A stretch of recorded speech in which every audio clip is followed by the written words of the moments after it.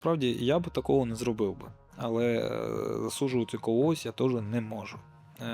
Зазвичай в мене така політика, що спорт це временне таке уявлення, тому не буде спорту, кому ти потрібен Хорватія. От я вважаю так. Я вважаю, що це дуже такі правильна відповідь, тому що одним спортом життя не закінчується.